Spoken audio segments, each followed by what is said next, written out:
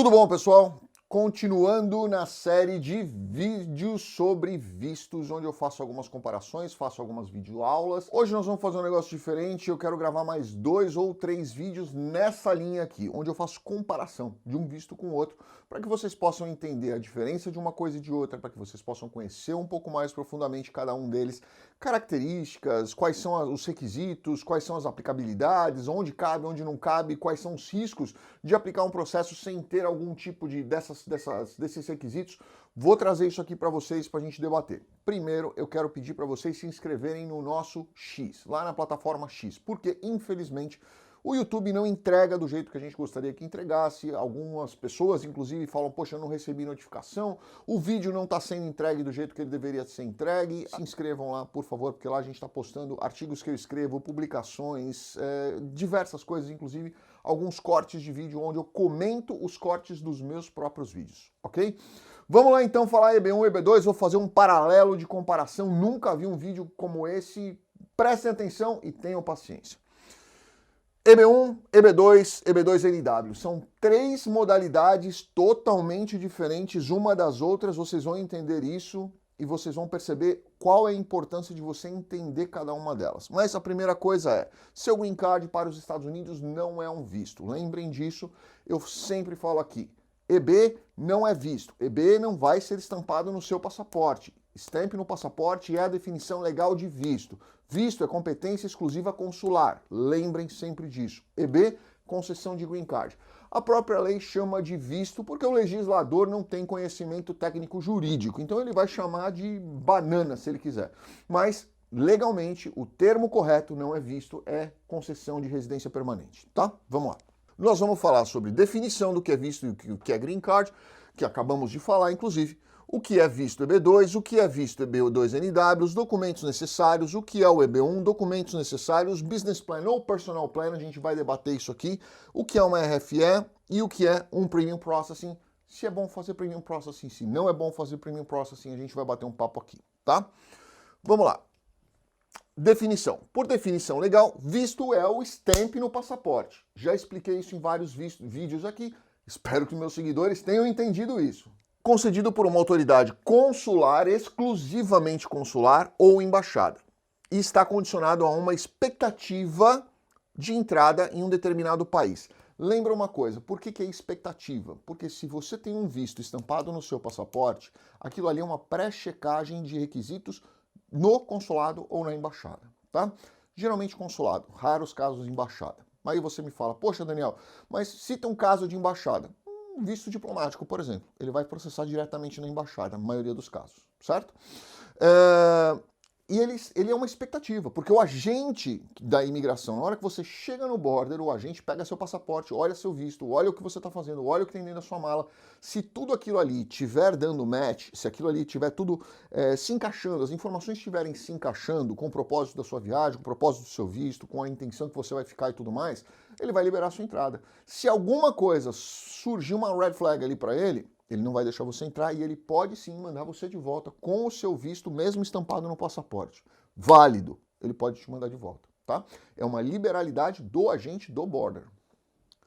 Green Card é a autorização de residência de caráter permanente, concedida exclusivamente pela autoridade de imigração de cada país. Ou seja, quem concede Green Card é dentro do país. Quem concede visto é fora do país. Isso precisa estar claro para vocês. Ah, Daniel, mas e os processos consulares?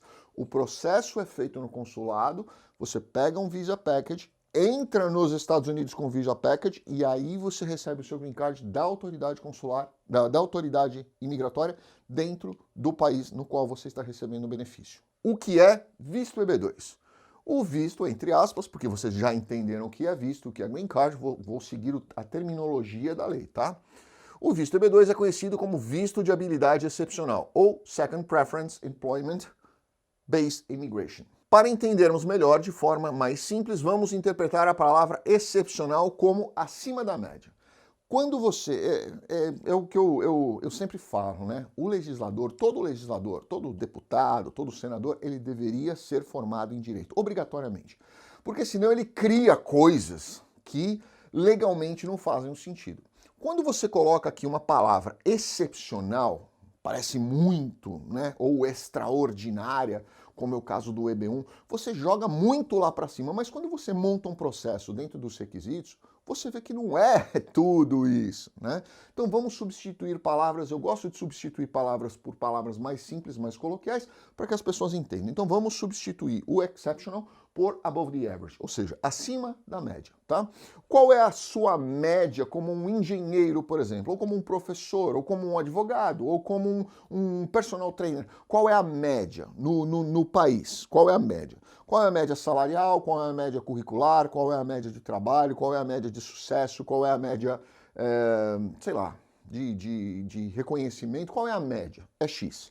Então eu tenho um número, que é esse X, que é a média daqueles tipos de profissionais. Se você está acima desse X, você está acima da média, você está above the average, você está cumprindo o requisito excepcional, ou seja, é a exceção, que está acima do convencional, do ordinário, certo? Essa categoria é para profissionais com elevado grau de experiência, mas não necessariamente patamar de um dos melhores do mundo, ou com tamanho reconhecimento de um EB1A, por exemplo. O EB1A é a cerejinha do bolo, e a gente vai falar sobre ele depois, mas o EB2, ele é mais low profile, ele é mais leve, ele quer mais o profissional acima da média e não acima do acima, tá? Essa é a definição para vocês entenderem. Características principais em duas vias. Via 1, EB2 com oferta de emprego e Labor Certification, PERM, que é conhecido como PERM, ou LC ou PERM. Você tem uma oferta de emprego.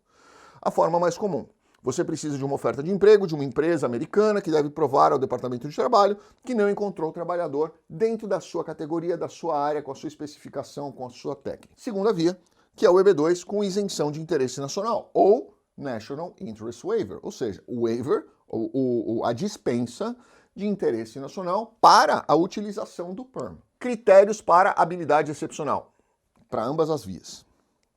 Lembra, uma com PERM e a outra com NIW, National Interest Waiver.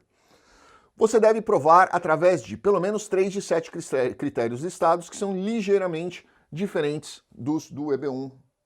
Primeira coisa que a gente precisa entender aqui, tá? Muitas pessoas falam, eu vou fazer uma pausa aqui e vou fazer essa explicação. As pessoas falam, eu vou fazer um EB2NW. Não, você não vai fazer um EB2NW. Você vai fazer um EB2. A categoria na qual você vai se encaixar é um outro processo, tá? Então, por exemplo, você vai ter sempre que cumprir os requisitos do EB2, sempre, em qualquer processo. E aí, você vai juntar um PERM ou você vai juntar uma justificativa que é muito complexa num adendo separado da aplicação normal, vai junto, né? Mas ele é separado a justificativa do National Interest Waiver. Ou seja, o agente vai julgar este processo e este requisito dentro desse processo. É como se fossem 2 processos dentro de um mesmo, tá? Só para vocês entenderem. Então quem fala, eu vou fazer EB2NW. Primeiro, EB2 New não existe, tá? É NW. NW é um segundo adjunto deste processo aqui, certo? Então lembra, sempre vai ser um EB2. Aí tem 2 modalidades, seja o EB2 puro e simples através de um PERM, seja um EB2 através de uma exceção, que é o National Interest Waiver, que é o waiver, que é a dispensa, baseada no interesse nacional. Dispensa do quê? Dispensa do PERM, da autorização de trabalho. Requisitos. Primeiro, título acadêmico oficial relacionado à área de graduação, pós-especialização, mestrado ou doutorado. 2, pelo menos 5 anos de experiência profissional em tempo integral. 3, licença ou certificação para exercer a profissão quando exigida por lei. Muito comum pessoas de TI não terem essa certificação. Por exemplo, um CREA, um CREFITO, uma OAB, algo nesse sentido, tá? Salário ou remuneração que demonstre habilidade excepcional. O que é isso? É salário acima da média. Como é que a gente faz essa conta? Entra lá na média salarial do país, dentro da sua região, qual é a média que um administrador de empresa recebe com 5 anos de graduação, uma pós-graduação nessa faixa de trabalho? Ele recebe, sei lá, 10 mil por mês. Então essa é a média salarial mensal, certo? Você tem que estar acima da média. E eu preciso demonstrar que você está acima da média. Associação e associações profissionais. Muito comum também. Reconhecimento por contribuições, pesquisas significativas por pares, entidades governamentais ou profissionais. O que você fez dentro da sua profissão? Ah, você é um advogado. O que você tem de certificados, de cursos, de palestras que você deu, de trabalhos que você coordenou, de publicação que eventualmente você fez, de entrevistas que você participou, ou de, sei lá, um livro que você escreveu, ou de um parecer técnico que você fez. O que você tem disso daí, tá? Outras qualificações equivalentes menos comuns. Carta de recomendação, referência, lembra, recomendação lado a lado, trabalhou com você lado a lado, referência é ponto de referência, o poste ali fica atrás da padaria, é pessoa que sabe onde está, conhece você, mas nunca trabalhou lado a lado com você, tá? Recomendação é uma coisa, referência é outra. E aí, eu tenho uma lista minha, aqui tem 7 requisitos, eu tenho uma lista minha com 11 requisitos que eu aplico exclusivamente aos nossos clientes, tá? Mas se você cumprir aqui 3 desses 7 requisitos, já tem uma boa chance de você se qualificar para um EB2. Lembra uma coisa, o fato de você ter 3, significa que o agente vai reconhecer as 3? Não. Lembra disso, tá? Por isso que eu tenho 11, por isso que eu coloco algumas a mais e eu peço para os meus clientes ter pelo menos 6 das minhas 11, não 3 das 7 legais. Essas outras aqui são minhas, são requisitos só meus que se referem exclusivamente à minha forma de montar processo. O que é visto EB2? NIW, que na verdade não é visto, está em aspas aqui inclusive. Vamos lá. O NIW, National Interest Waiver, permite que você dispense a oferta de emprego, o PERM, no caso, a LC, se conseguir documentar e provar que seu trabalho tem mérito substancial. A gente vai explicar o que é. E importância nacional. Você está bem posicionado para avançar nesse trabalho, dispensar a oferta de emprego. E o PERM seria interessante para os Estados Unidos, trazendo geração de emprego, movimentação da economia, desenvolvimento de tecnologia, compartilhando conhecimento, etc. Ou seja, para você cumprir naquele outro processinho do lado, vamos chamar assim de processinho, tá? Naquele processo paralelo à sua aplicação do seu EB2, você precisa entrar com uma justificação de interesse nacional, tá? Nessa justificativa você vai ter que demonstrar isso aqui. Um deles só? Não, todos eles aqui você vai ter que demonstrar. E eu vou explicar para você o que é cada um deles aqui. O que é necessário comprovar no argumento de NIW? Mérito substancial, ou substantial merit. O que é isso? O seu trabalho é valioso, sério, reconhecido e significativo em seu campo de atividade. Você precisa demonstrar que a qualidade do seu trabalho e o impacto positivo dele serão importantes para os Estados Unidos, tá? O mérito em si é avaliado dentro de um contexto no seu campo profissional específico. Não dá para comparar o mérito de um médico com o mérito de um administrador de empresa, com o mérito de um veterinário, com o mérito de um fisioterapeuta. Não dá, são coisas distintas. Não se limita a isso. Pode se aplicar a negócios, pesquisas acadêmicas, científicas, artes, educação, empreendedorismo, etc. O que é substantial ou substancial? Significa que o trabalho tem um peso, uma relevância considerável. Não é trivial, não é comum, não é algo que você simplesmente vê todos os dias no dia a dia. Qual é o seu mérito, o seu valor profissional comparado com outros? Lembra que toda vez que a gente fala de NIW, a gente está tomando um ponto referencial como comparação.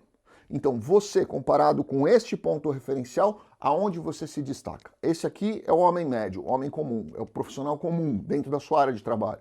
Aonde você está acima dele? É isso que a gente precisa demonstrar. Exemplos de como comprovar, não se limitando, obviamente, não se limitando só a esses exemplos. Pesquisadores e cientistas. O mérito está no avanço do conhecimento, evidências, e as evidências incluem publicações em revistas científicas, citações por outros pesquisadores, financiamentos que você ganhou para poder fazer esse tipo de pesquisa, patentes que você registrou no seu nome e por aí vai.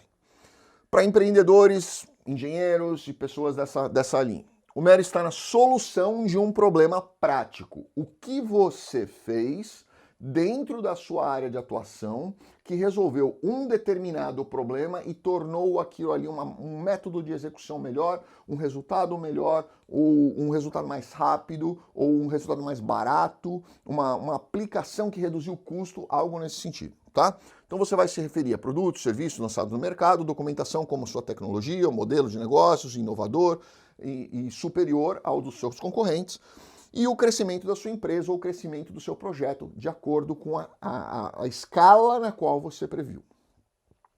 Para profissionais de saúde, o mérito está na melhoria da saúde, principalmente na saúde pública. Trabalho em áreas de necessidade médica, por exemplo, oncologia, doenças raras, saúde mental, saúde rural, esse tipo de coisa.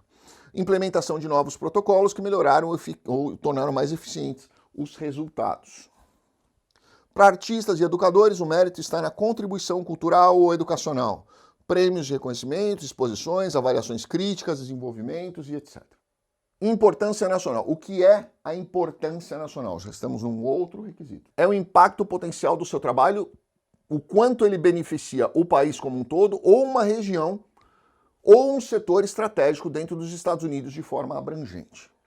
O quanto ele consegue alcançar pessoas ou resultados em escala. O quanto isso pode escalar e trazer benefícios para os Estados Unidos. Entenderam? Esse é o elemento mais desafiador para o processo, e eu concordo. Esse é o mais desafiador, o mais difícil de você conseguir argumentar, porque isso aqui, ele torna o processo extremamente individual. Não adianta você, como um engenheiro, pegar um outro engenheiro formado na mesma faculdade, com os mesmos professores, no mesmo ano de graduação, e tentar comparar o seu mérito com o mérito dele. Ele vai ter alguma coisa no currículo dele que vai tornar diferente. Ele vai ter algum detalhe na vida pessoal dele que vai tornar diferente. Ele vai ter algum trabalho dentro da carreira profissional dele que foi diferente do seu, e aquilo pode ser a cerejinha do bolo do processo dele. Então não existe processo de prateleira. Eu odeio pessoas que copiam e colam processos, porque cada processo tem que ser artesanal. O processo é único, e aqui é a prova disso. Tá? Aqui é o mais complicado para você fazer, e aqui é o ponto onde você realmente separa as pessoas que conhecem de processo daqueles que estão copiando e colando algumas coisas, tá? Porque é muito difícil você trabalhar dentro desse ponto aqui. O que é nacional, tá? Lembra disso. A USCIS ou o consulado interpretam de forma muito ampla, e isso é verdade porque é muito subjetivo. Quando você fala de interesse nacional, eu costumo dizer para os meus alunos de pós-graduação, o nacional para mim é um ponto de agulha no meio de um globo, de um mapa-mundi, é um ponto de agulha. Esse ponto de agulha é o que eles consideram como nacional. Então vamos imaginar, nacional quer dizer dentro do território nacional? Não. Se você tiver uma pesquisa, um resultado ou um desenvolvimento qualquer que vai desenvolver aquela pequena cidadezinha do interior e vai tornar aquela pequena cidadezinha do interior uma potência de desenvolvimento ou de tecnologia através de uma patente que você tenha, ou de um método construtivo, ou de um canal onde você vai montar uma distribuidora e ali vai trazer diversos caminhões, logística e desenvolvimento. Percebe como esse nacional ele pode ser muito subjetivo dependendo daquilo que você criar dentro do seu processo? Esse aqui é o pulo do gato, tá? Aí nós precisamos demonstrar que, conectado a isso, nós vamos ter o impacto econômico, né? Que o seu trabalho pode criar empregos em uma indústria específica, ou desenvolver algum tipo de trabalho que vai gerar empregos indiretos, aumentar a competitividade nos Estados Unidos de um setor global, atrair investimentos estrangeiros e etc. Como comprovar? Avanço científico ou tecnológico. Sua pesquisa contribui para a liderança tecnológica nos Estados Unidos em área como inteligência artificial, cibersegurança, biotecnologia, energia renovável, etc. Eu tenho um cliente aqui que ele trouxe para cá uma das... ele colocava placas solares com uma tecnologia diferente, não entendo desse tipo de tecnologia, não me lembro qual era do processo, mas eu lembro que ele colocava as placas solares numa tecnologia diferente e ele colocava em ângulos diferentes, tá? Aquilo ali tinha um acréscimo de captação de energia em torno de 8 a 10%, o que obviamente gerava mais captação, mais reserva de energia e obviamente também melhor resultado. Melhoria na saúde pública, bem-estar. Seu trabalho tem que abordar epidemias, por exemplo, desenvolvimento de vacina, tratamento para o câncer, etc. Desafios da saúde pública, como redução da mortalidade infantil, tratamentos de doenças crônicas, etc. E acesso a cuidados médicos em comunidades carentes. Esses aqui são os 3 principais que a gente costuma atingir quando nós vamos para questão da área de saúde, profissionais da área de saúde. Proteção ambiental e energia limpa. Desenvolvimento de tecnologias para reduzir emissões de carbono, pesquisa de energias sustentáveis, projetos de conservação de grandes escolas, etc. Desenvolvimento de força de trabalho e educação. Programas de treinamento e qualificação, isso é uma coisa que eu gosto bastante, a gente usa muito isso. Transmissão de conhecimento, eu falo isso para todos os meus clientes. Transmissão de conhecimento é cerejinha de bolo para processo, tá? Quando você fala que você tem experiência dando aula, dando palestra, fazendo congressos, fazendo seminários, treinamento mesmo que seja online, você tem algo para mostrar nessa linha, isso aqui para um processo é muito bacana, tem um peso muito grande. Lembrem disso, transmissão de conhecimento é muito importante para um processo. Eu espero que tenha ficado claro para você com relação aos requisitos, tanto do EB2 como do EB2NW. Se você tem alguma dúvida, escreve aqui para não esquecer depois e a gente vai tentando olhar essas dúvidas. Ou a gente responde num vídeo, ou a gente responde aqui mesmo para vocês, tá? Vamos lá. Documentos específicos para EB2. EB2 com oferta de emprego e o PERM, né? A autorização de trabalho expedida pelo Departamento de Trabalho. A estratégia aqui é provar que as suas qualificações atendem os requisitos do PERM, ou seja, para você tirar a LC, você precisa atender os requisitos. Você precisa demonstrar para o Departamento de Trabalho, antes de demonstrar para o consulado ou para a imigração, que você tem os requisitos do EB2, tá? Documentos principais. Certificação laboral aprovada, o PERM, né? Aprovado pelo Departamento de Trabalho, o DOL, Department of Labor. O Form ETA 9089, aprovado pelo Departamento de Trabalho, é o documento mais importante para este processo. Lembra, EB2 puro e simples, não estamos falando de NW. Prova das qualificações, você deve comprovar que atende aos requisitos de educação e experiência listados no ETA 9089, que são os requisitos muito semelhantes àqueles que a gente já falou anteriormente também. Diplomas históricos escolares, cartas de experiência profissional, detalhada com data, cargo, função que você exerceu, horas trabalhadas por semana, etc., salário e tudo mais. Essas cartas devem comprovar exatamente o tempo de experiência que você tem, a sua qualificação e a forma com que você exerceu aquele seu trabalho. Agora, saímos do EB2, não precisamos mais, continuamos no EB2, mas não precisamos mais da LC, precisamos do National Interest Waiver, do seu interesse nacional para dispensar o ETA 9089, tá? A contratação, a LC, a autorização de trabalho, de contrato de trabalho. Estratégia. Provar que a habilidade é excepcional, provar que o seu trabalho tem mérito e importância nacional, provar que você está bem posicionado, principalmente isso, e finalmente provar que a dispensa de oferta de emprego é benéfico para os Estados Unidos.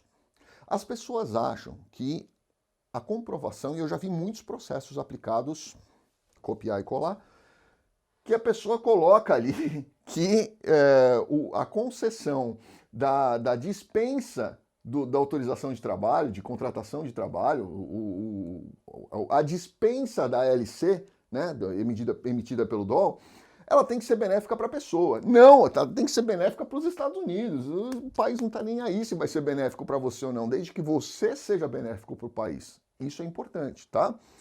Documentos principais. Prova de habilidade excepcional, ou seja, acima da média. É nada mais do que atender 3 de 7 critérios. Aqueles 7 critérios que eu coloquei lá para vocês. Isso aqui é muito objetivo. O subjetivo é sempre o NW, tá? Existe subjetividade aqui? Existe. E se alguém disser para você que não existe, ele está mentindo. Porque eu já vi a gente olhar isso aqui e dizer, peraí, mas comprovante de salário elevado, esse número aqui que ele está colocando como salário elevado nos Estados Unidos é um salário muito baixo. Peraí, mas $5.000 de salário nos Estados Unidos é salário médio, não é salário alto, não é, né? Para o Brasil, $5.000, nós estamos falando em 25, quase 27 mil reais por mês. É um salário muito bom. Mas aqui para os Estados Unidos é um salário, não é um cara excepcional, tá? Então isso a gente tem que tomar cuidado que pode ter subjetividade sim. Por isso que dos 7 eu transformei em 11 e dos 11 eu peço que o meu cliente atenda pelo menos 6, senão eu não faço o processo, tá? E eu costumo sempre dizer isso para as pessoas, até para elas não se sentirem chateadas. 70% das pessoas que conversam comigo, eu prefiro não aplicar processo e eu falo isso para elas. Olha, melhor não aplicar, melhor seguir para um outro caminho, se prepara melhor, segue melhor, dá uma sequência melhor no seu currículo, depois a gente conversa de novo e a gente tenta enxergar uma situação diferente, tá? 70% das pessoas que conversam comigo, eu nego fazer o processo, porque não tem aquilo que eu acho que deve ter para a gente ter um bom processo. E até os 30% que a gente aceita, às vezes tem negativa. Então, criar a expectativa de que protocolar um processo e a certeza de aprovação, isso é mentira que as pessoas fazem para te iludir, para assinar um contrato com você e ganhar dinheiro com você. Porque não existe isso. O advogado tem que andar do seu lado, lado a lado, do começo ao fim do processo, independentemente do resultado. Foi negado? Recorre, reaplica, luta junto. Mas sempre muito honesto e muito transparente com você de que existem riscos e esses riscos têm que ser administrados pelos dois lados, pelo advogado e pelo cliente. Documentos básicos necessários para aplicação de EB2 NIW. Prova dos 3 pilares, que eu já expliquei para vocês. Mérito e importância nacional. Bem posicionado para exercer aquela função, capacidade de exercer aquela função. Benéfico para os Estados Unidos para dispensar a autorização de trabalho, tá? Isso é imprescindível. Fora isso, petição inicial. A petição inicial de um processo de EB é o coração do processo. Algumas pessoas acham que é o business plan ou personal plan. Eu acho que é a petição inicial. Eu consigo substituir um business plan numa petição inicial, mas eu não consigo substituir uma petição inicial num business plan. Pensem nisso. Bom, agora vamos para EB1. Depois eu vou fazer um paralelo entre os dois para vocês, tá? Mas vamos explicar o EB1 aqui. EB1, First Preference Employment Based Immigration Visa. Ou seja, é um visto que não é visto, mas é uma concessão de green card de primeira preferência. Ou seja, são profissionais realmente destacados, acima da média. Com exceção do EB1C, onde a gente vai falar depois dele sobre a migração do L1 para um EB1C. Mas vamos colocar EB1A, EB1B, a gente vai explicar, inclusive EB1C também, mas vamos chamar de primeira preferência, que é o que o legislador quis, só o EB1 e o EB2. Eu discordo deles no EB1C. Tá, EB1A e EB1B. Eu discordo deles no EB1C. O que é? É um visto de imigrante de primeira preferência para estrangeiros com habilidades extraordinárias, ou seja, a definição da palavra extraordinária deve ser interpretada como pessoa com notório destaque. Ponto final. Sem flores na definição. Sem florir demais, sem querer decorar demais.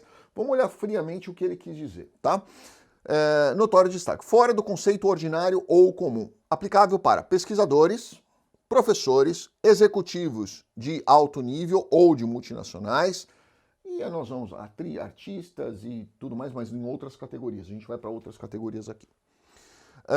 Sua principal vantagem aqui, na maioria dos casos, não exige um processo de certificação laboral, ou seja, do PERM, ou seja, não precisamos de uma oferta de emprego, não precisamos passar pelo DOL, que é demorado e oneroso para o empregador. Ou seja, aqui a coisa começa a mudar de figura. Não precisamos de um sponsor e temos aí algumas outras facilidades, mas os requisitos são bem acima. EB1A.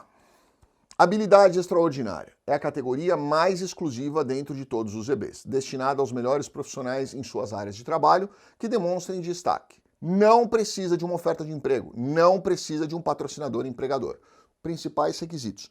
Deve comprovar habilidade extraordinária através do recebimento de um prêmio de alto valor, publicação de alto valor, reconhecimento ou atendimento de pelo menos 3 de 10 critérios listados pela imigração, como prêmios nacionais ou internacionais de menor prestígio, associação em associações que exigem conquistas excepcionais ou conquistas acima da média, ou reconhecimento de que você é um profissional acima da média, matéria em veículos de mídia profissional ou maior sobre o seu trabalho, participação como julgador, juiz, analista de banca de outros profissionais da sua área, ou órgão ou membro de algum órgão julgador de alguma outra categoria. Contribuições originais de grande significado, científico, artístico, atlético ou empresarial, autoria de artigos acadêmicos, científicos, jornalísticos, trabalho publicado exposto em eventos, jornais, mídias relevantes, desempenho de papel de liderança em organizações renomadas ou na sua própria organização, desde que ela tenha grande tempo de existência, uma empresa que existe há muito tempo. Remuneração de salário maior do que a média da sua categoria, isso é igual ao EB2. Sucesso profissional comprovado, cartas de recomendação e referência relevantes. Deve demonstrar que pretende continuar trabalhando na sua área de habilidade extraordinária nos Estados Unidos. Essa parte é muito importante. Imagina que você é um administrador de empresa, um grande administrador de empresa, 20 anos de carreira, graduação em administração de empresa há 10 anos atrás, 15 anos atrás. Sempre trabalhou dentro de empresa. Aí você resolve vir para os Estados Unidos para ser churrasqueiro dentro de uma churrascaria que nem é sua. Vai passar um processo desse? Jamais.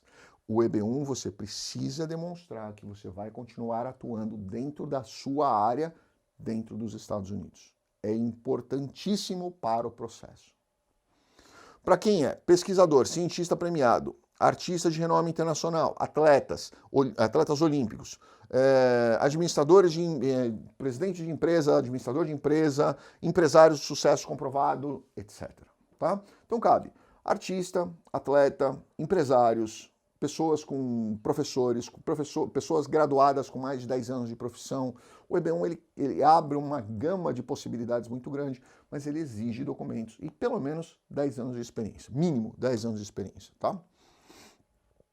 O que é visto o EB1B? O EB1B é para professores, pesquisadores excepcionais, focado no meio acadêmico, é ligeiramente menos rigoroso do que o EB1A, mas exige um sponsor.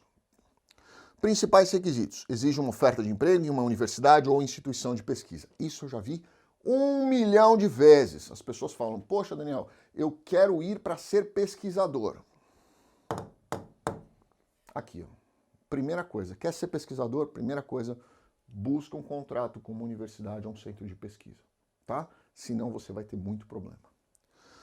Principais requisitos: exige uma oferta de emprego em uma universidade de pesquisa, deve demonstrar reconhecimento internacional como destacado em alguma disciplina acadêmica específica e pelo menos 3 anos de experiência no ensino ou na pesquisa científica. Deve atender pelo menos 2 de 6 critérios como recebimento de prêmios de maior por conquista, associação em associações que exigem conquistas, matéria publicada, publicação como juiz, contribuições originais, autoria de livro, artigo acadêmico, científico, coisa assim. Para quem é professor universitário, pesquisador, doutorado, pesquisadores de doutorado, cientistas com carreira acadêmica sólida, reconhecida, contratados de universidades, institutos de pesquisas privados e etc. O que é visto EB1C? EB1C é um visto que nós usamos muito para quem vem com L1A e migra para um Green Card. Então, aqui fica uma dica para vocês, tá? Eu vou fazer um outro vídeo para vocês comparando o L1 com o EB1C. Vou traçar L1 e EB1C, é um dos vídeos que a gente já está desenhando aqui, e eu vou falar mais sobre isso lá. Mas eu vou dar só uma pincelada aqui para vocês entenderem. EB1C, executivo, gerente de multinacional, Multinational Manager Executive, transferência de talentos corporativos dentro de empresas multinacionais. Principais requisitos: exige uma oferta de emprego de uma empresa nos Estados Unidos afiliada a uma empresa no exterior. Característica de L1. Deve ter sido empregado pela empresa fora dos Estados Unidos por pelo menos 1 ano nos últimos 3 anos. Característica de L1. Emprego anterior no exterior e o futuro nos Estados Unidos devem ser cargos gerenciais ou executivos. Característica de L1. A empresa nos Estados Unidos deve ter operado pelo menos 1 ano antes de ter relacionamento qualificado com a matriz, filial, subsidiária ou afiliada com a empresa estrangeira. Característica de L1. Para quem é gerentes gerais, diretores, vice-presidentes, outros executivos sêniores transferidos de uma multinacional para sua subsidiária, filial ou matriz nos Estados Unidos. Muito utilizado após o 3º ano de L1. Por quê? Por que após o 3º ano? Porque muitas vezes o aplicante de L1 ele não tem ou a solidez da empresa americana ou não tem o tempo de experiência necessário para um EB1C. Então ele passa primeiro por um L1 para depois ir para um EB1C. Tá? Eu vou falar mais disso no vídeo comparativo. L1, EB1C. L1A, lembra que não é o B, L1A, EB1C. Eu fiz aqui um desenho para vocês entenderem um pouquinho quais são as diferenças, o que funciona, o que não funciona. Vou deixar essa table aqui na tela para vocês darem uma olhadinha aqui por alguns segundos, só para vocês olharem, entender a diferença entre um e outro aqui, tá?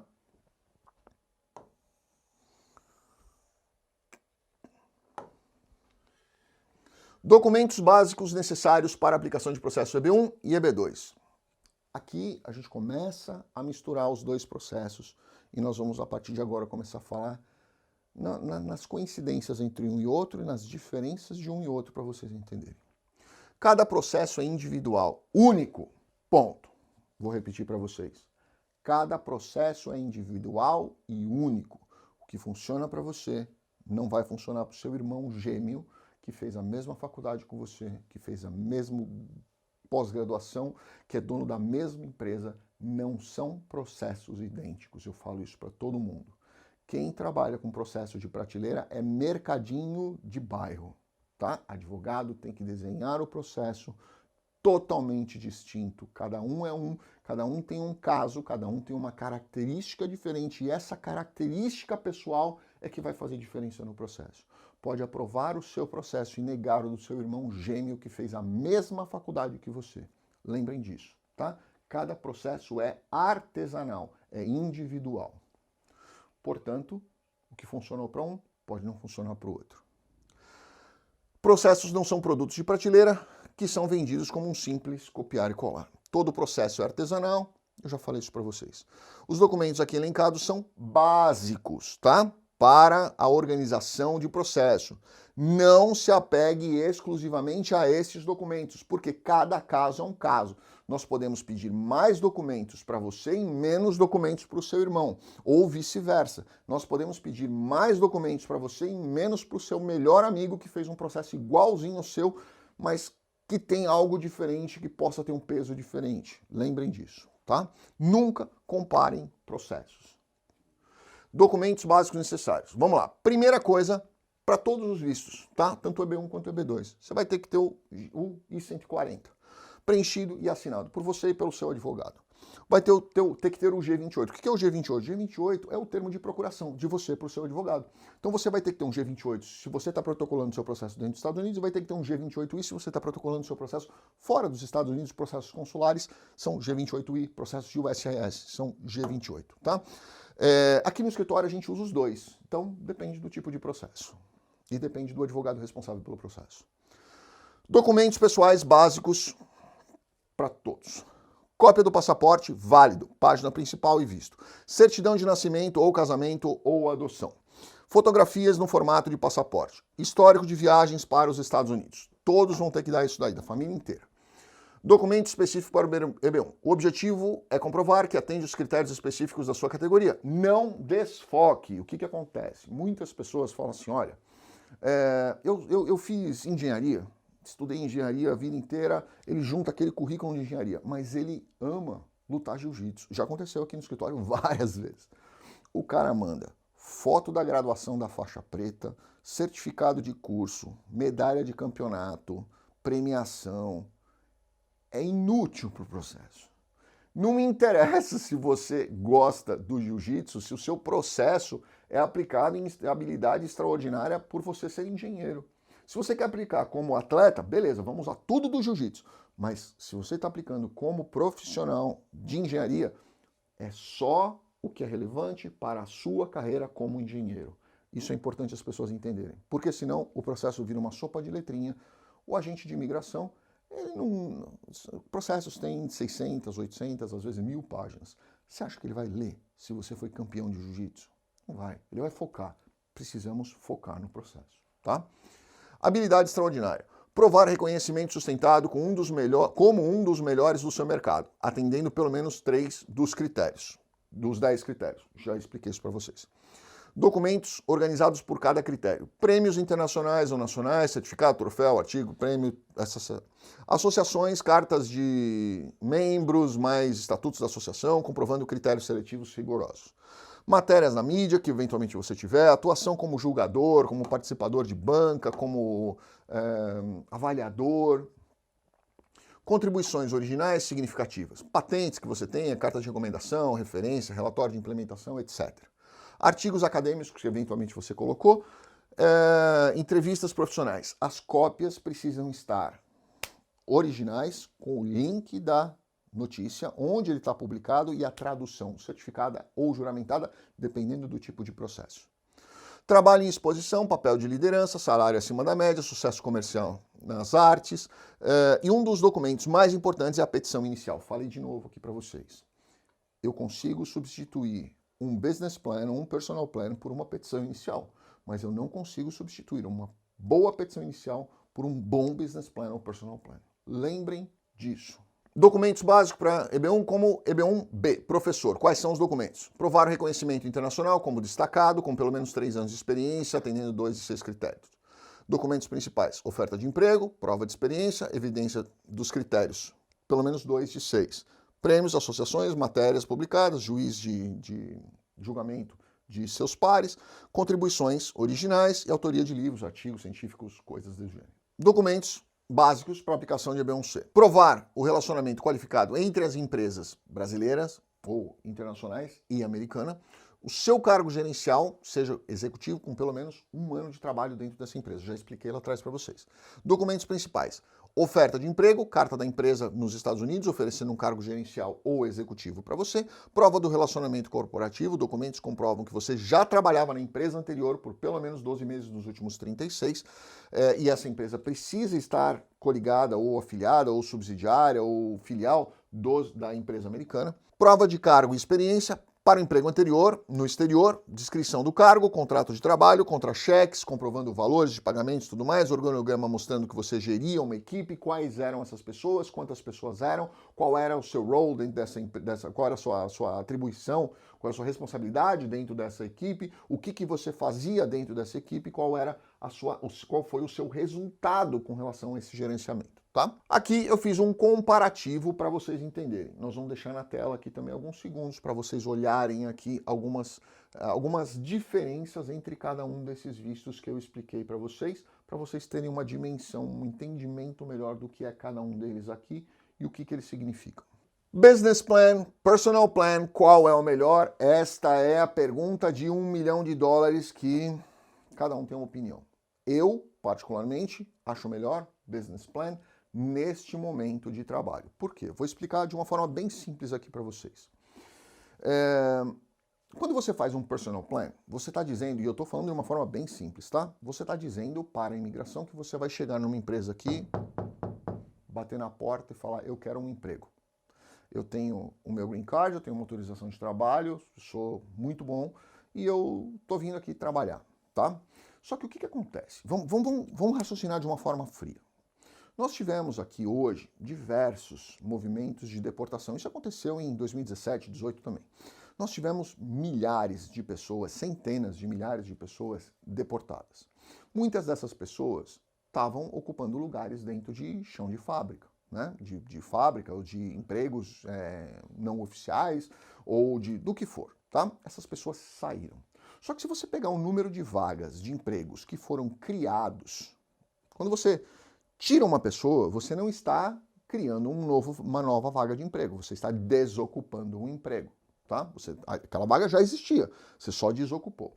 Só que essas empresas, em razão de diversas questões, seja da situação econômica mundial, das tarifas, de tudo mais que aconteceu, essas empresas, elas estão tirando 5 pessoas que trabalhavam ali e estão colocando 2 no lugar. Elas não estão colocando as 5. Essas vagas aqui, elas estão sendo perdidas. Por isso que vocês veem que os números de criação de vagas, eles flutuam muito. Inclusive, nós tivemos meses aqui onde essa criação foi irrisória, de 35, 40 mil vagas, num país de 400 milhões de habitantes. Isso é muito pouco, tá? Não está se criando como se imaginava que fosse criar. Nós temos um desemprego que você vê aí que está na casa dos 3,8 a 4,3. Isso é real, não é o que a gente vê algumas pessoas divagando. Não, tá zero. Não tá zero. Tá de 3,8 a 4,3, vocês podem pesquisar em fontes oficiais. Poxa, mas se eu estou desocupando tantas vagas de imigrantes que eram ilegais e estão ali, veja o caso da Hyundai, por exemplo, né? 250 de uma vez só, 400 no total, ali só dentro do grupo Hyundai. Por que esse índice de desemprego não muda? Se eu estou desocupando vagas, eu estou abrindo vagas para esses americanos irem trabalhar lá, não é verdade? Não, não é verdade, porque não é assim que funciona essa matemática. Primeiro, porque o americano não quer trabalhar nessas vagas. Segundo, porque alguns americanos preferem ficar recebendo auxílios. Infelizmente, essa é a realidade. É por isso que o presidente tem tentado cortar diversos tipos de auxílios. E nós temos aí a questão de que nós não estamos criando outras vagas. Então, nós estamos desocupando, nós estamos tendo diversas demissões, inclusive dentro do poder público, muitas mesmo, dentro do próprio governo, muitas, e não estamos criando vagas suficientes para colocar essas pessoas de volta. Então, o que desocupa, ocupa menos e não se cria novas, ou seja, esse número aqui de desempregados vai continuar estável para crescendo aos poucos, mesmo tendo vagas liberadas, porque as demissões acabam sendo muito grandes, tá? Então, nesse raciocínio, o que você faria? Você entraria com um business plan, onde você vai vir empreender dentro do seu próprio business, dentro do seu próprio negócio, seja como um prestador de serviço ou como um empresário, ou você vai dizer que você quer vir aqui bater na porta e procurar emprego. Se você vier procurar emprego, você vai ser mais um, dentro de um mercado onde a preferência é do americano, tá? Então, esse é o meu raciocínio. Meus sócios não concordam com o meu raciocínio, mas eu costumo seguir a minha intuição, tá? Então, essa é a questão pela qual eu prefiro um business plan a um personal plan. Professional plan é um plano profissional. É a declaração organizada e detalhada de um conjunto de evidências que descreve como você pretende continuar trabalhando dentro da sua área nos Estados Unidos. Ele é o mais comum nas aplicações de visto EB1A, habilidade extraordinária, tá? Eu não concordo que seja o mais comum para mim. O objetivo principal é demonstrar à imigração que você não apenas tem um histórico notável no passado, mas também tem a intenção de continuar fazendo a mesma coisa dentro dos Estados Unidos. Características do personal plan. Foca principalmente no indivíduo. É você e você e só você, tá?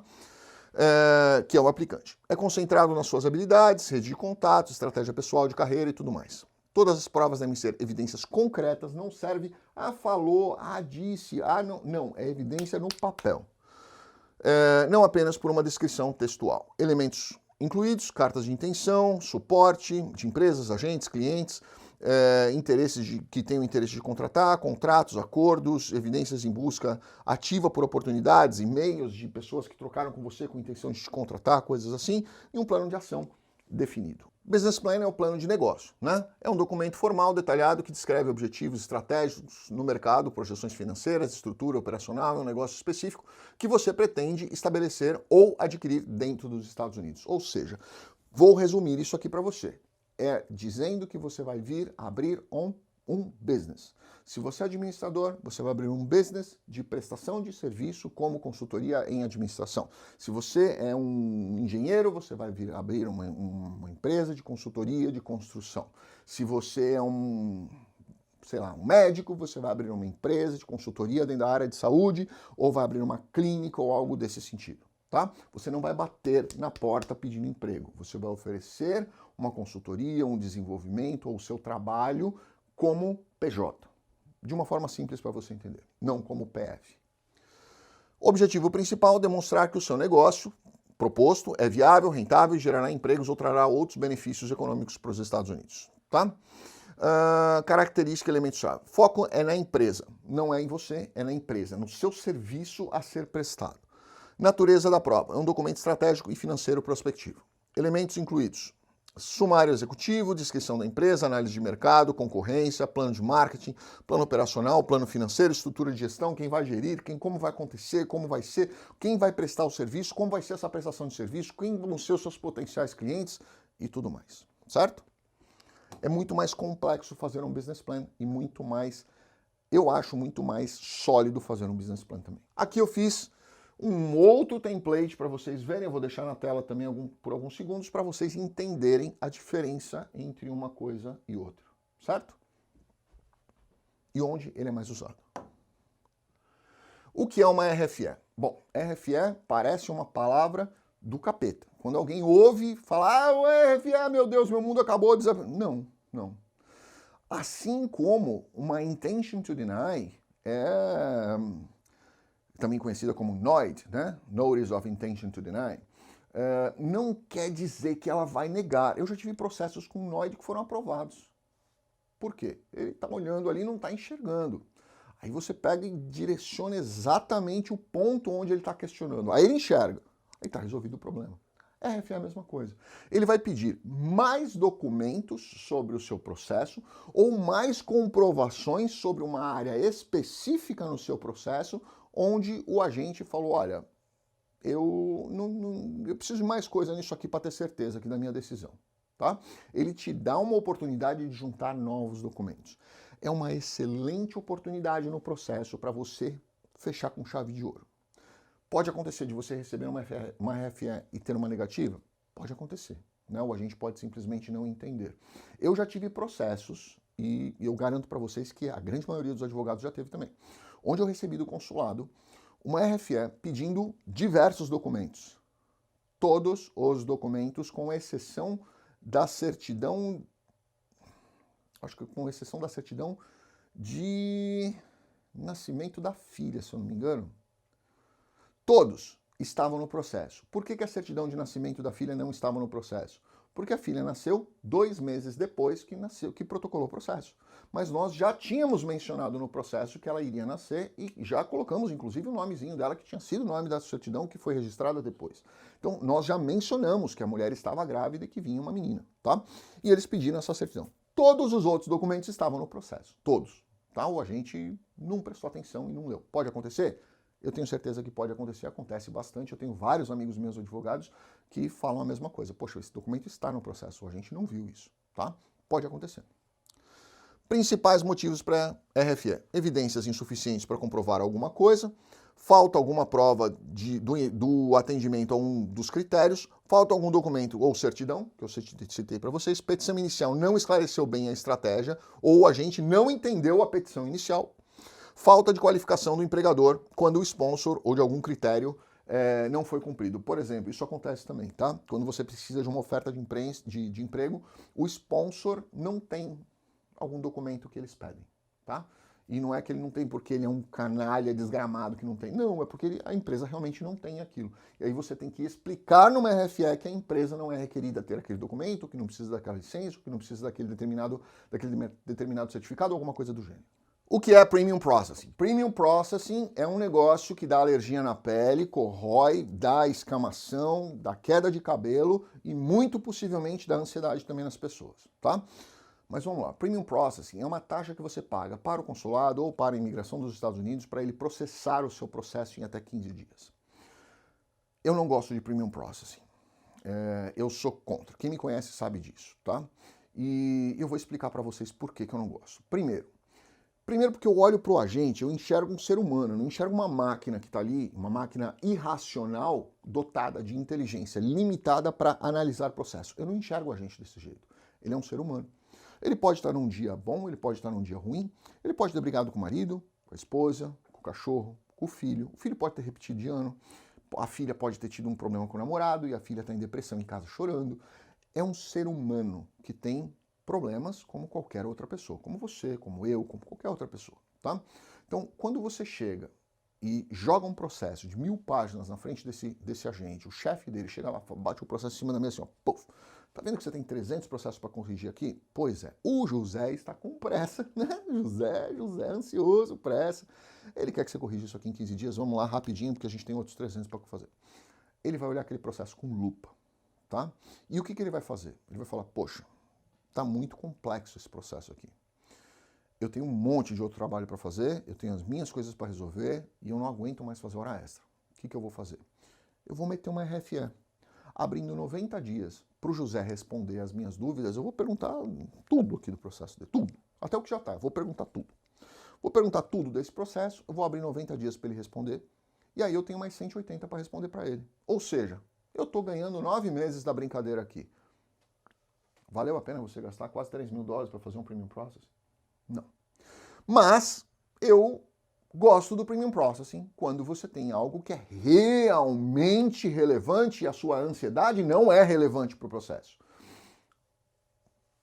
O presidente do Brasil também não é relevante para o processo. O Congresso brasileiro também não é relevante para o processo. A economia do país também não é relevante para o processo. Mas se você tem alguma coisa que é relevante para o processo, tipo, eu recebi uma proposta para trabalhar na Microsoft como gestor administrativo de um setor novo e eu preciso me apresentar lá em 1 mês, senão eu vou perder a vaga. Isso é relevante para o processo. É algo que vai gerar para você um prejuízo, que pode principalmente gerar um prejuízo para os Estados Unidos, pode gerar um desgaste muito grande. O que você faz? Eu faço. Na petição inicial eu abro na primeira página em verde. É obrigado a fazer em verde? Não, não é. Eu gosto do verde. Você pode gostar do azul, do vermelho, do cor-de-rosa, do que você quiser. Eu faço em verde um trecho chamado preliminar. Eu alego em preliminar a urgência do momento e justifico essa urgência para o agente. É como se eu falasse, olha, gente, respeito você, sei que você é um ser humano, sei que você tem problemas também, mas por favor, entenda que isso aqui é um caso realmente importante que precisa de uma preliminar. Tô te explicando por que eu preciso que você preste atenção nesse caso. Por favor, foca aqui, tá? É um ato de respeito ao agente que eu faço. Precisa fazer? Não precisa, mas eu faço. Para demonstrar um respeito a ele e eu esperar que ele haja comigo da mesma forma, olhando para aquele processo e entendendo que o meu cliente precisa de uma decisão rápida, porque existe realmente uma situação real que pode realmente gerar um problema aí, tá? Então, essa é a questão do Premium Processing. Por que eu gosto, o que eu não gosto, como funciona. Só cabem 4 respostas por pedido. Aprovar, negar, evidência, pedido de evidência ou intenção de negar. Não vai vir outra resposta para um Premium Processing, tá? Se emitir uma RFE, o relógio para, como eu expliquei para vocês, e começa a recontar sem os 15 dias, tá? Então você pode pedir 15 dias, ele pode falar, então tá com pressa? Tô abrindo 90 dias, mais 180 para a resposta. Os principais vistos que costumam se utilizar de Premium Processing são 129, vistos de não imigrante, ou o H1B, L1, O1, TN Visa, E1, E2, E3, P1, etc. O Form 140 é muito utilizado para o EB1A, EB1B, EB1C, o EB2, incluindo o NW e o EB3. Eu acho totalmente inútil fazer Premium Processing em EB2 e EB3, porque não vai agilizar nada no resultado do seu processo. Mas eu quero saber logo a resposta. Toma um Rivotril para dar uma acalmada, fica tranquilo, vai ficar mais barato, tá? Eu acho inútil. O Premium Processing acelera apenas a análise da petição, lembrem disso. Não acelera as etapas subsequentes, como o ajuste de status e emissão do seu green card, que depende do Visa Bulletin. Então, pagar Premium Processing em EB2 ou EB3 é pedir para ficar 2 anos sentado em cima do processo com aprovação na parede, olhando para ela e consumindo a sua ansiedade, porque não vai acelerar nada aqui, tá? Considerações importantes. Primeiro, converse com o advogado de imigração da sua confiança. Eu falo isso sempre para as pessoas. Não precisa ser eu, não precisa ser um amigo meu, não precisa ser alguém no meu relacionamento ou do meu escritório. Mas é importante você conversar com o advogado de imigração da sua confiança. Esse advogado precisa ser uma pessoa experiente, tá? Experiente, eu até escrevi aqui. Por quê? Porque tem muito aventureiro novo que começa a fazer processo. E aí a gente percebe, eu humildemente digo isso para vocês, eu demorei pelo menos 10 anos para ter um pouco da experiência fina que eu precisava para saber lidar com problemas. Protocolar processo não é a parte tão complexa. Lidar com problemas é a parte complexa. Aparece um problema diferente, a legislação muda o tempo inteiro. Se você não tem experiência de como funciona dentro dos consulados, da embaixada, da imigração, se você não sabe como eles costumam reagir, a chance de você travar dentro de uma dificuldade nova é muito grande. Então, conversa com um advogado da sua confiança e veja se ele tem experiência dentro daquele tipo de processo específico. Se ele conhece o que ele está falando, se ele sabe o que ele tá passando para você, conversa com ele, marca uma reunião com ele, olha no olho dele, vê se ele sabe, se ele tem segurança no que ele está explicando para você e se você sente essa segurança dele. Isso é fundamental para um processo, tá? Acompanhe a montagem do processo e entenda a razão de cada documento. Com esse organograma que eu fiz aqui no PowerPoint para você, você já vai entender 25% de como funciona um processo. Mas no dia a dia, na montagem, você vai ver o seu documento. Você vai ter contato com o seu documento. Você vai ter contato de como ele vai ser traduzido, como ele vai ser organizado, como ele vai ser estruturado, Você vai conhecer mais. Se interesse por isso. Não fica assistindo palestras de outros, vídeos de outros, porque a estratégia de cada advogado é um. Escolher o seu advogado? Foca nele, é nele que você tem que escutar.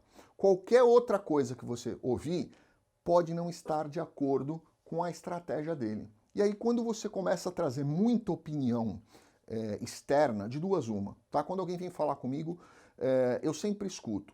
Se me trazem uma ideia que eu não tive, eu vou sentar e estudar.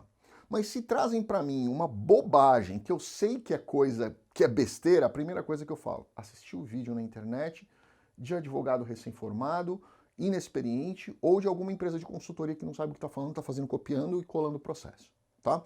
Pela informação a gente já sabe de onde vem. Então, não faça isso. Escolher o seu advogado, seja ele quem for. Escolheu ele, foca nele, confia nele, vai nele, porque a estratégia dele é a que vai funcionar para você, tá? Se alguém lhe garantir resultado, fuja. Isso é ilegal, imoral e mentiroso. Não existe garantia de resultado em nenhum processo, seja ele jurídico, seja ele administrativo, seja ele de imigração, seja ele do que for. Nenhum advogado legalmente pode te garantir um resultado. Ah, seu visto vai ser aprovado com certeza. Fuja dele, porque esse cara é mau caráter e ele está querendo exclusivamente ganhar o seu dinheiro. Não misture suas emoções pessoais e urgências com a montagem do processo. Isso sempre traz problemas e reduz a qualidade. Você estar ansioso, você querer sair da política, você querer sair do país, você querer sair porque você está com problema na economia, porque você não aguenta mais as coisas que acontecem no país, é o que eu mais escuto, tá? Mas você apressar a montagem de um processo por causa disso, a consequência é péssima para você. Você vai estressar a equipe, você estressa o seu advogado, ele acaba não prestando atenção em algum documento porque ele pressiona todo mundo para montar no prazo, para te entregar um resultado que você quer, e aí escapa alguma coisa. E quando escapa alguma coisa, não dá para a gente juntar depois, tá? Então tomem cuidado com isso. Processo é calma, é foco, é qualidade. Isso é o que você precisa entender. Com o resto, é administração, depois que já foi protocolado, certo? Pessoal, é isso. Não vou ficar falando muito aqui, tentei resumir o máximo possível, 33 slides aqui. Minha voz já está até vibrando aqui, porque eu tentei falar o mais rápido possível, geralmente em aula. Isso aqui eu tirei de uma aula que eu dei. A aula geralmente são 2 aulas de 1h50, eu tentei condensar tudo isso aqui em 40 minutos para vocês, mas pelo menos para vocês terem uma ideia de como as coisas funcionam e vocês estarem mais conscientes na hora de fazerem algumas escolhas. Grande abraço, fiquem com Deus, deixem as suas perguntas aqui. Obrigado.